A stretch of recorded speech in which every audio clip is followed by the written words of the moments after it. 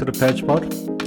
Today we're going to be talking about how to become, well, not how to, but from part time to full time. There's a lot of things that gets involved in between. I guess being a part timers and then becoming a full timers. But yeah, we'll dive deep into it after we introduce ourselves. This is Eugene Kim, as always, with John Bogdan and Pauline Wong. Today we thought we have, obviously I'm a full timer, but Pauline and John are part timer. Whether they want to become a full timer or not, that's something that we'll discuss in this episode as well. But also, I think there's a lot of there's often when you're part timers and trying to become a full time, there's oftentimes a lot of things that you have to think about, and it's a courageous sort of like move as well, because there's a lot of uncertainties and all that kind of stuff. Yeah, should we just dive deep into it in terms of like what's defined as like a part timer and what's defined as a full timer kind of thing? Well, obviously with John and I, well, not so much him now, but I have a full-time job outside of photography. So photography is just, I guess, in my sense, part-time, as in like weekends, weekday evenings, or if there are, now that's more popular, weekday weddings, then I would take a day off type of thing. So that's what I see. But I think everyone's obviously definition's a little bit different. Mm-hmm. But that's just what's happening with me right now. Yeah, the definition is definitely different. Yeah. Because right now, as a registered nurse, I'm only working as part-time, which is 24 hours per week. So that's 2 days I'm required to work. And then my other time is allotted to like family, of course. And then because I'm a dad, so I help my wife with everything. And then the rest would be photography. So I feel like right now everything, I think right now I dedicate a lot of time in photography, like just business side, website, editing, all that stuff. And also thinking about reels and Instagram posts. Those are the things that are taking up my time. And plus Pedgepod, like editing videos. So for me, I guess the definition would be like part-time if your sole income would be not coming from photography, or like all of it is not coming from photography, and you have another job that's supplying your income, then that's part-timer. The definition of part time or full time depends more on the how much money you make, or do you think it's more depend on the number of hours that you work per week? I would say so. Like for a job, like I would define it as if it's a job and you're making money out of it. I would define it as that. I think also like depends on the situation, because technically, John, you kind of have 2 part-time jobs. Yeah, so 2 right? part-times, So, yeah. Which equals to a full-time job. I guess, yeah. You don't have to say like, oh, I'm a part timer or I'm a full timer, but I think it just comes down to your own sort of like definition, whether whether you want to be called just a part timer or full timers, because part timer sounds a little bit more casual as well.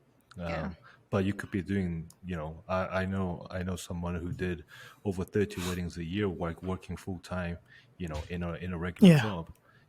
That if you do more than 30 weddings, I would say that's a full time. Yeah, I guess depends on that. It could be 2 full-time jobs, right?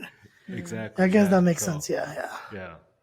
So I think it comes down to like their own sort of like own definition. I guess I don't really know like what forced me to kind of move from part-timers to full-timer, but I think I always just kind of worked for full-timers. I don't think I'm a type of person who can do part-time, because like I would have to be focused and like just dedicate like this, whether I survive it or not. That's like it's a way to do it. If I had done it in part-time, I think I would have probably not put 100% effort into it, and probably didn't do well. So I thought it's something that I had to do to almost like force myself to, to survive in the industry kind of thing.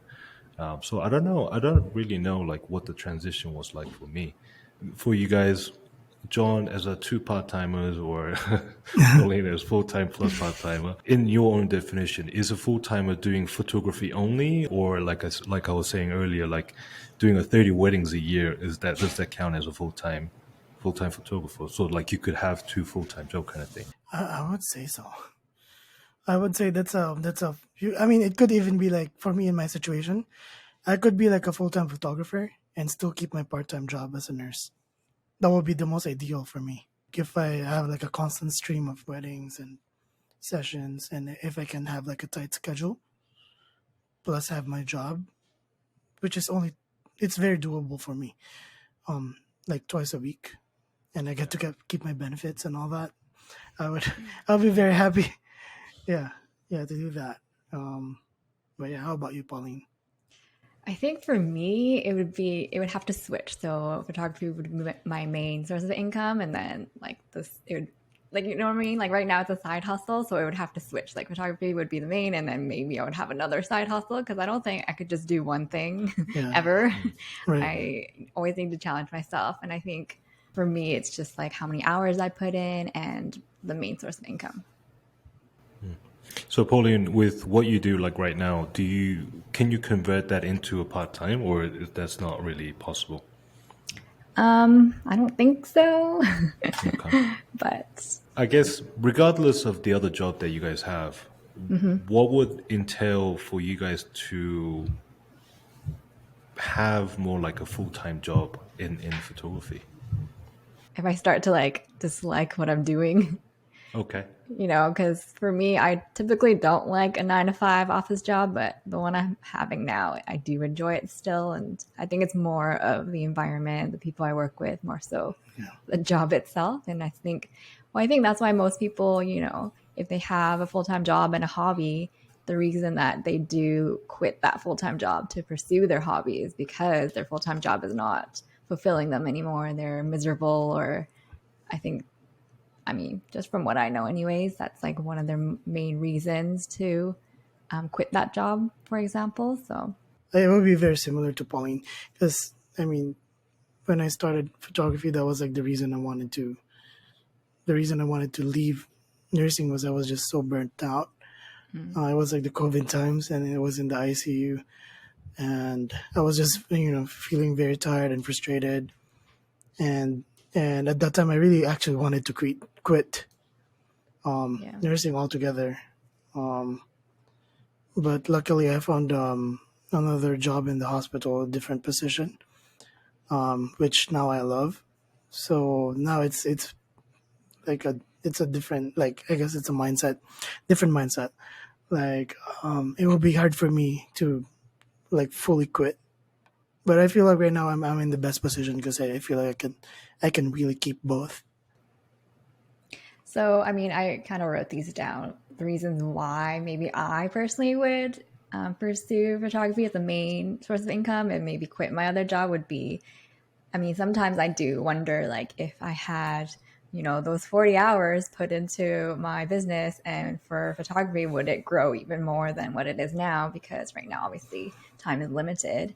And so if I did put in, that time that is now put into my full-time job, maybe then, I could become like, a full-time photographer and that would be my main income. So that would be a reason why maybe if I really, am passionate about photography and really want that as my main thing.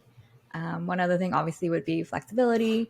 For the most part, wedding photographers, you are just typically busy on the weekends. Again, now a lot of people do get married on the weekdays, so maybe that doesn't hold true. But at the same time, you get to create your own schedule, right? Yeah. You can, accept or decline a certain wedding based on your schedule and what's going on. So definitely more flexibility. And I always think, if you have your own business, there's really no cap in towards like how much you can make. There's no limit. Whereas if you are, working for somebody in a company, then there's always like a limit, right? There's only a certain amount you can make. Whereas if you have your own business, there's really no limit. You can take it wherever you want it to go. And then obviously, yeah, like I mentioned before, Your purpose and passion would be another reason why, kind of what we talked about already. If what you're doing on a day-to-day is really not fulfilling you, then that would be another reason why. So those are probably my reasons if I were to go into full-time photography. So Obviously, you guys are part-timer really by choice, right? yes. So let's say for someone who want to be a full-timers but really cannot really attract enough clients to be a full-timers, do you guys would have any kind of like suggestion into like how or when to like sort of say like that they can be a full-timers? Because obviously they're probably trying to make money in other ways, Yeah. whether that would be, I don't know, it could be anything, working for someone Yeah. else, being an assistant, or completely working on something else, and so on. It's gonna be a business decision. If I feel like my business is starting to hurt because I'm not fully my time is not enough that I put into it, and then if I feel like there's a lot of room to grow, and I feel like there's a lot of things left on the table because I'm not full time, then I really have to like think about it. If you are not getting the clients that you're getting, maybe there's a reason. Maybe there's a reason you need to, maybe it's not even your talent. Maybe it's just like your marketing, your website. So it's really about educating yourself and really putting yourself out there, willing to learn and improve.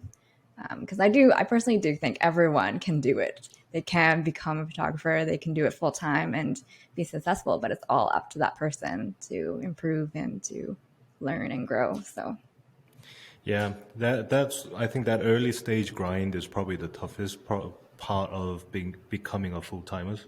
Just because when there's not enough money, and if you have a family, for example, then you have to provide in terms of you know make enough money to not only for the business but only for the family as well. So and then trying to still make the business work, marketing and trying to go and shoot. You're still learning about the photography side of things and all that. So I know that's always the tough side Yeah. of once you kind of I think once you kind of get over that hurdle, then I think that will be kind of getting into full-time zone. So you could still be working a lot of hours, but hopefully the money is a little bit better, so that you don't have to work on other jobs. Right. Yeah, I never really like thought of it that way, but like I was like thinking about it. Is me having a part-time job hurting my full-time because I'm not motivating enough? I'm not motivated enough to like, that extra urgency of like, oh, I'm not gonna be able to feed my family if I don't get a client, you know. Whereas right now I have this safety blanket. That's like I have a fallback if I don't, if I don't market enough, if I don't get enough clients. So it could be like, it's like a 50-50 thing. I see what you mean too, especially if you already have something else, like if you have a certain degree, diploma, or certificate, like you have, a stable career. I think definitely I can see how it could be a hindrance. Like you always in the back of your head, like if photography doesn't work out, you can always fall back. Yeah. So I can see that. Yeah. But I think again, it's up to you, and if you really want to pursue it, you can definitely do it. But obviously, it's nice to have that safety net. But, yeah. I think that's how it was for me, because like I think I had enough money saved in terms of like to be okay for, I don't know, probably like about a year or something if I don't make any money. But I think it's one of those things, like for me, like in my personality, I think if I had other job, or if I had more money, that's kind of as a safety net, I think I wouldn't have worked that hard. I think it was one of those things, like if I don't make it, then I don't really have anything else. That kind of mindset kind of pushes me to push me into full timers, where I have to make money and I have to take on clients. So early on, like I cannot take on all the clients that I want in terms of the style that I want and kind of thing. But that also kind of pushed me into different kind of creative zone as well. So it was kind of a good experience. Yeah, on that note, on the other side of that, because I have a part-time job, my mentality is like, I guess it's less stressed. I'm not forced to like take on clients that I don't want. I have definitely more options. Like I can be more strict with my screening process with the clients. Like if I don't feel like we're gonna get along, it's not a problem for me to like say no. The money's not just a factor. So I think it also is a good thing on that sense. And also I'm not super stressed. Like I'm not, I'm just enjoying photography mostly. So that's also one of the good things about that. How long would you say is kind of safe to have savings? Like in terms of like how many months of savings they need to have in order for them to be a safety net? Obviously, I know, like I said, this is all different depending on person to person. So for you guys, like how long do you think that would be? Probably 2 years of expenses. 2 years, okay. Yeah. Yeah, Yeah. Yeah, 2 years I of don't know. It's so expenses. hard to put a I know, right? number Yeah. limit because I feel It's like if I see the bank is going really low, then I'm gonna limit my expenses, right? I'm gonna be more mindful in how I yeah. spend things, and it's so hard to put a number. Yeah. It's just scary because, you can have like emergencies too, Yeah. like unforeseen things. It's like anything can happen. COVID. Mm. It's like, yeah, you really have to be, I guess, sure, have that Honestly, I money in the think bank. if anyone is scared to go into a business, like to own your own business because of something like COVID happened, then that's taking way too much risk. I feel like it's like that. I mean, hopefully, we don't go through that again. That's why having a part time job is beneficial. And just be mindful, like, yeah, grind it out and still have that motivation, even if you have that safety net. But in our cases, having that part-time job gained us clients. So, Oh, you that's know, true. so again, that's what I'm saying why I would never not have something going on because it's always about networking for me Yeah. and meeting people and Actually, that really helped me to like have my first clients. Because first of all, like I did like a bunch of free shoots first, and then eventually they come back. They came back and doing another shoot with me. So yeah, it's wonderful. yeah. Yeah, it's definitely it's an advantage, I would say. So Eugene, when you kind of quit your other jobs and decided you want to pursue photography, did you have like a plan in place? And if so, what does that look like? And what was your mindset going into that? One sort of like advantage that I had in terms of getting into photography industry or in Vegas was that at that time there were a lot of people from Asia, particularly from Korea, going to Cancun on as a honeymoon. But I don't know why, but Korean people would stop in Vegas before going to Cancun. The reason I say I don't know why that is because there's no direct flight from here to Cancun, so it's not really a good sort of like stopping point. So it was a kind of good opportunity in terms of like I didn't have to charge a lot of money. And when I say I didn't have to charge a lot of money, meaning like around like I was charging like about $500 for 3 hour session.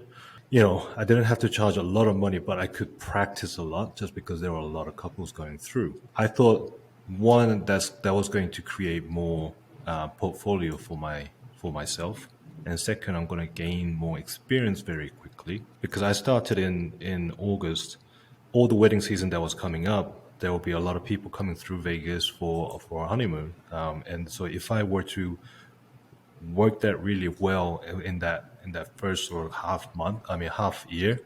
I thought I'll be able to raise the price a little bit, and then maybe with the existing portfolio, I'll be able to leverage myself to get more clients and probably expand to different demographic from there.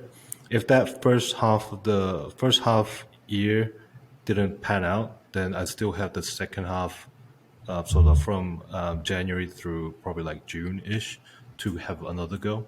Yeah, I didn't really think of the sort of like the full plan. Mhm. I thought it has to work. It will work. So yeah, that's what I did. So like, so just try to work the SEO as much as possible with those existing portfolios, and it worked out. It worked out okay. So was the decision like a, you know, leading like a long time leading up to it, or one day you're like, huh, maybe I can do this. Let's just do it. It was actually a bit of both. So like Okay. I never so like I always had a camera in my hand and all that, but I never thought photography as a real sort of like Mm.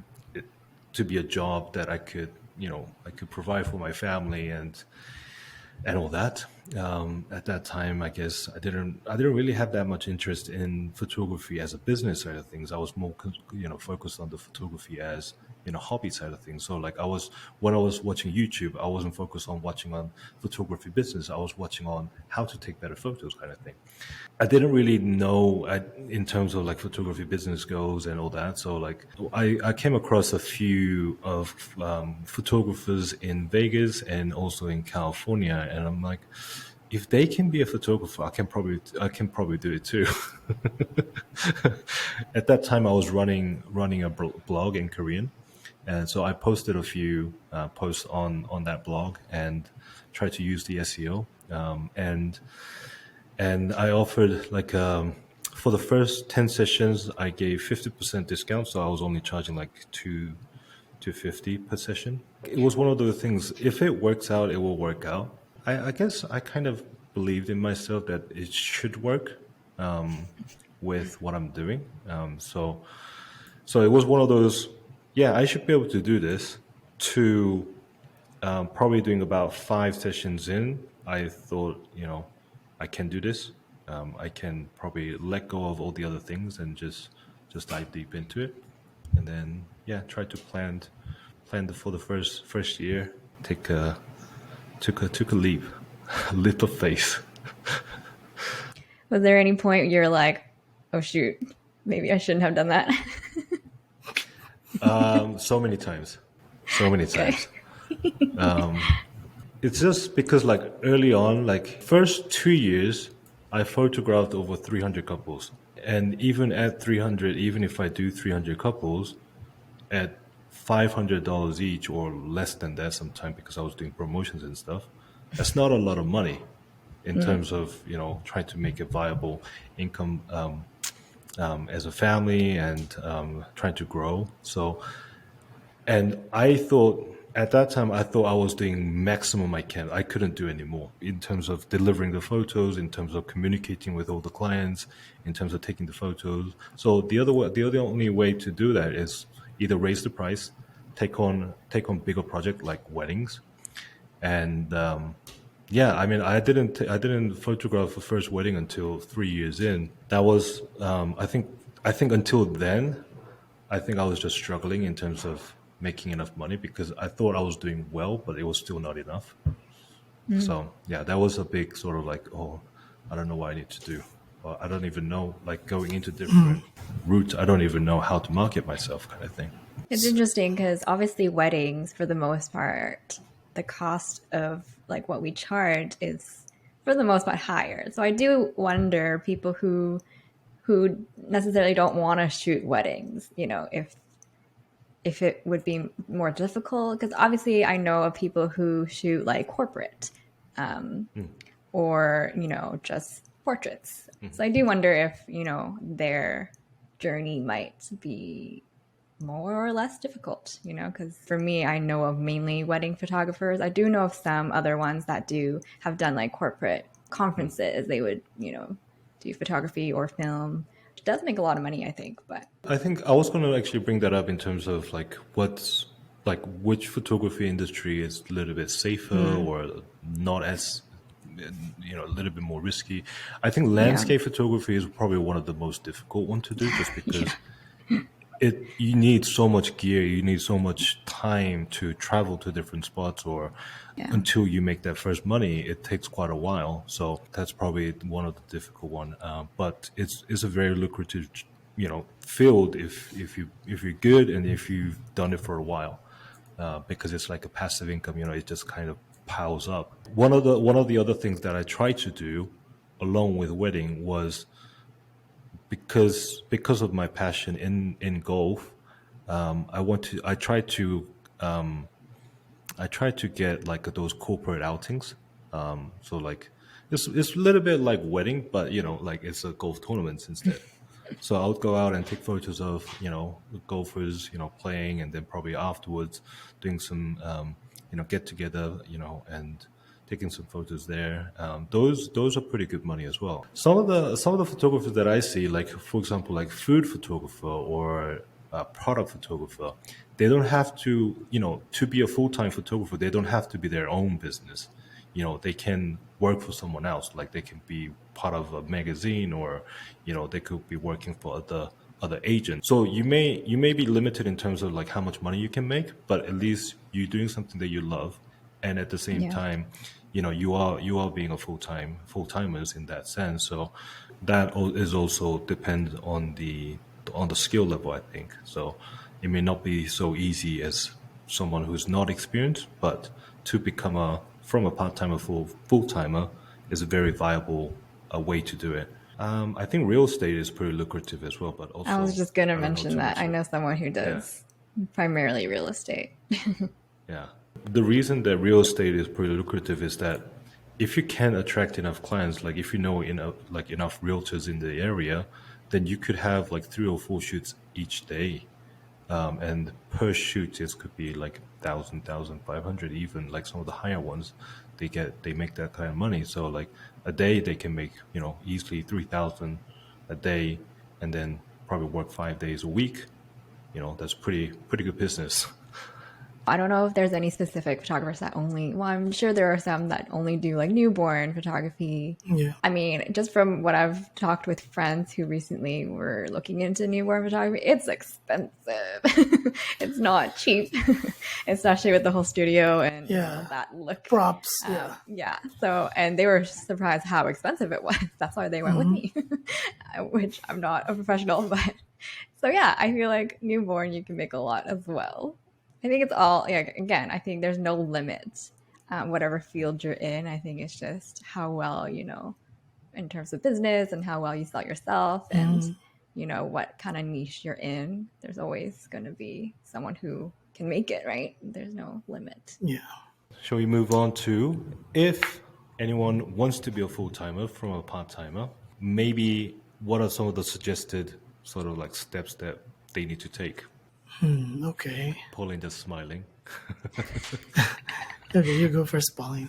No, honestly, because I mean, I don't think I'll ever make photography a full-time thing. Not right now, anyways. Just because I'm happy how things are at the moment. But I'm kind of similar to Eugene. I do like to have some sort of plan, and you need to have some sort of backup plan in case that plan's not going to work out. So really doing your research, asking other full-time photographers how they did it. I think that's why, I've been asking you questions. It's really important to, get their perspective and get other people's opinions, maybe find mentors in the field. Really important to do your research, and obviously having a support system, because at the end of the day, I think that's why I feel like we created, again, this podcast and always chatting, is because community is important. I think that's why so many Facebook groups are successful, because everyone, for the most part, they're having their own business and they're working for themselves. And so it's nice to come together and discuss business things, because most often photographers have no idea how to run a business. And so I recommend joining Facebook groups, listening to other podcasts, especially not just photography ones, but business ones. A lot of them are super interesting. For me, not so much as steps, but I guess to me, consider your happiness first. It really depends on if you're still happy with what you're doing as a full-time job or a part-time job. And if you're still happy with that, then keep it. Just keep doing photography and also do your job. And if not, I suggest not quitting yet. Learn the business side of things. Make sure your accounting is all straight up. uh, that you have enough money for emergencies, and then when you feel like you have that emergency savings and you have that steady stream of clients, then maybe it's time to give it a go and chase what you're happy, your happiness, which is photography, hopefully. And yeah. I guess I'll kind of go through sort of like my what I would do differently if I were to start photography business again. One of the biggest sort of like mistake for me, I feel like, is I didn't really know the industry that well. I didn't really have that much experience in terms of researching or anything like that. So I would say like my suggestion would be like go and work for someone else. Like if you want to be a wedding photographer, try to look for someone in your area who has like really successful business. And oftentimes they don't run. It's not a single person job, and oftentimes they have team. So if you're somewhat experienced, maybe apply for a second photography job or associate photography job. If you're not experienced, apply as an assistant. When you're applying for this job, my probably suggestion is probably have at least about 6 months of savings. But I mean, like you're still making some money, so you should be okay. But hopefully, that 6 months of money is can be saved up, and maybe that could be invested into buying gears or buying equipment for your need. Everyone works differently, so it could be different on a person to person. But that way, like Pauline was saying, that way you can have a mentor that you can always ask. Oftentimes, the more successful photographers there are in this area, in that area, or in that region, or in that city, is they don't care there's another photographer. They're okay. They're sorted in terms of like how much money they make. They're willing to teach, especially if you're someone who's passionate and especially someone you are willing to learn. They will always try to probably help you. And then having someone who is that successful in your city, you can always ask for. That's a huge advantage. I would say stay with that person until you see the first bridezilla. If you if you probably if you probably see the first bridezilla within the first 5 weddings, then that doesn't count. But oftentimes a lot of the top photographers deal with the clients really well. So even if the brides are a little bit pushy or a little bit demanding, they know how to deal with those situations very well. It's not only about photography skills, but also about communication skills and customer service skills that you're learning. I would say, like I said, this I've never shot a second photographer.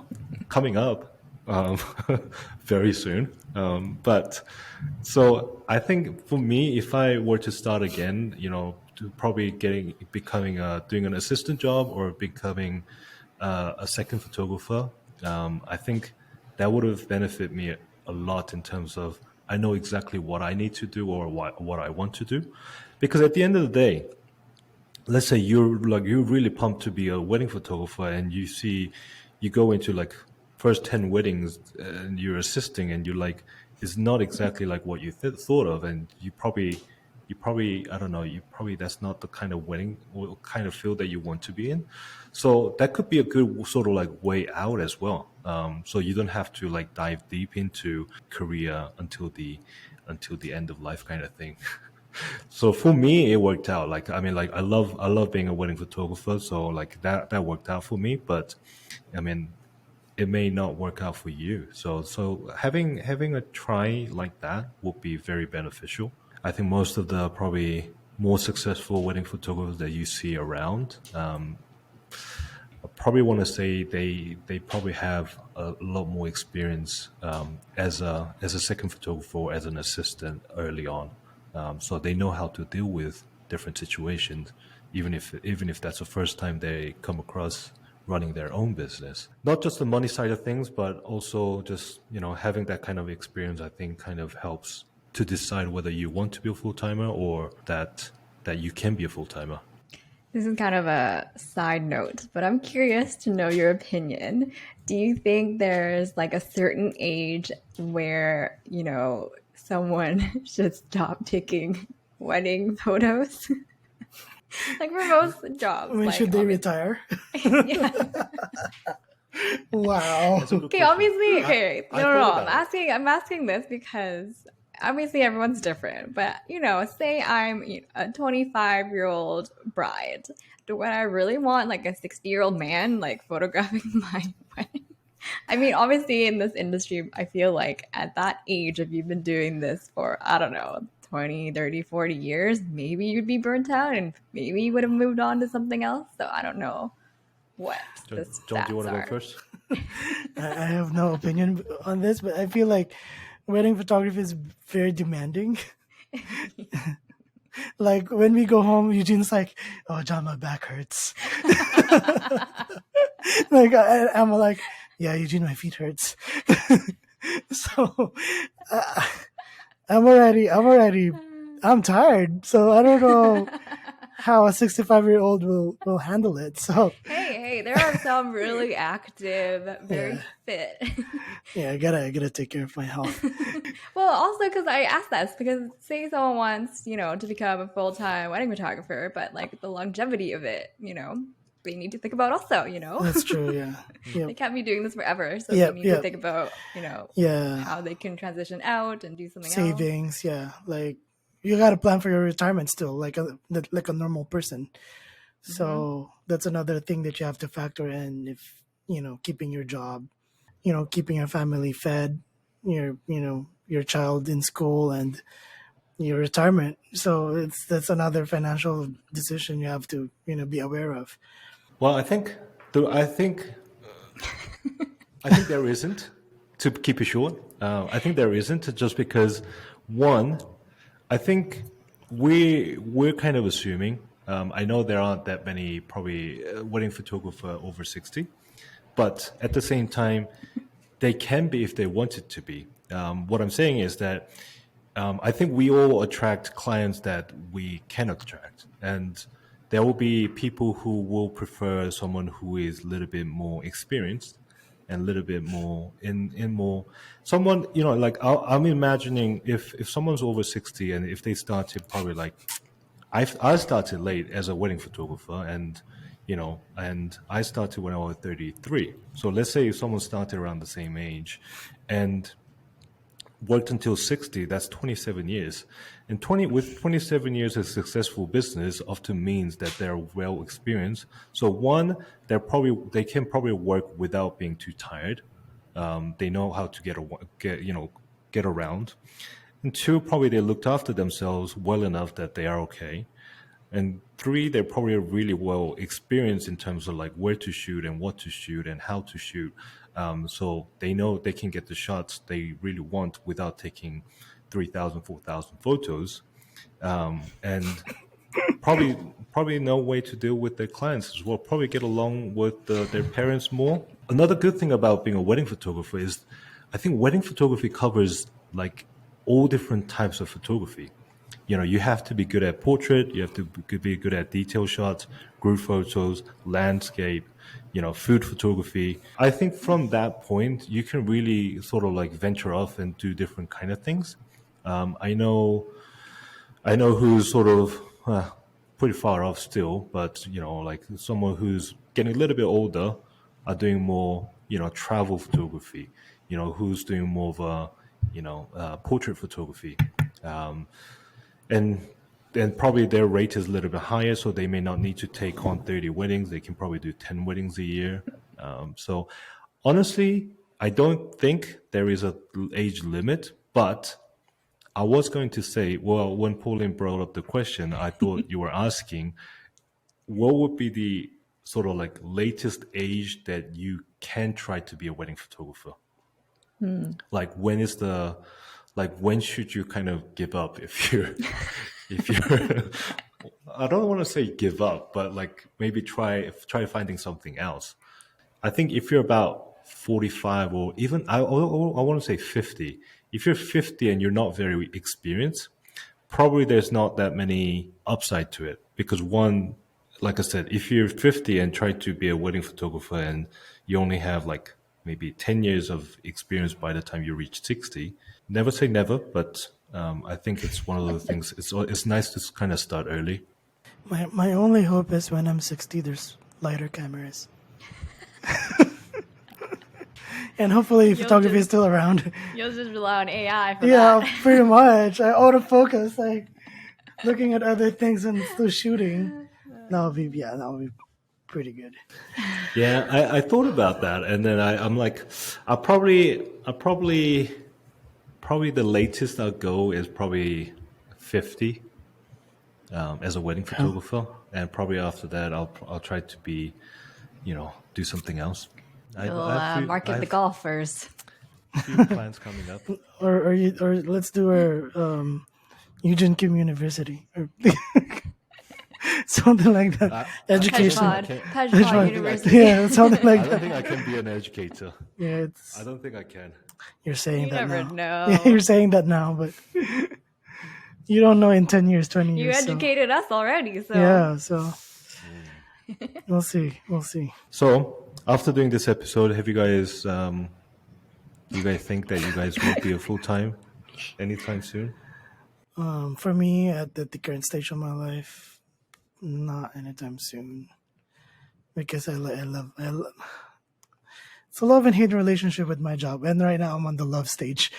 So, yeah, I'm pretty happy with my job, and I'm happy just doing photography on the side for now. yeah, same. I think that's probably a good place to wrap things up. Next week, we'll come back with a photography workshop. I know a couple of weeks ago we talked about WPPI and like photography conventions. And photography workshop, I feel like it's slightly different to conventions. I know in convention there are a lot of workshops around and all that, but we thought it's a little bit different area where I know that a lot of photographers are kind of scared to do it. One, because they're expensive and they don't really know if that's a really good value or if it's worth it. So one of the reasons that we're doing the photography workshop as an episode is because we're going on one of them fairly soon. For those people who's been listening from the first episode, you probably know that we met at a workshop called Not a Conference by Focal in Banff, and so we're doing the volume 2 or the second version. We thought if you're someone who is maybe considered doing a photography workshop, or if you're someone who's never thought about doing a workshop, maybe this is a good way to kind of learn in terms of like what we do at a workshop and what do we learn and all that kind of stuff. So that's for the next week.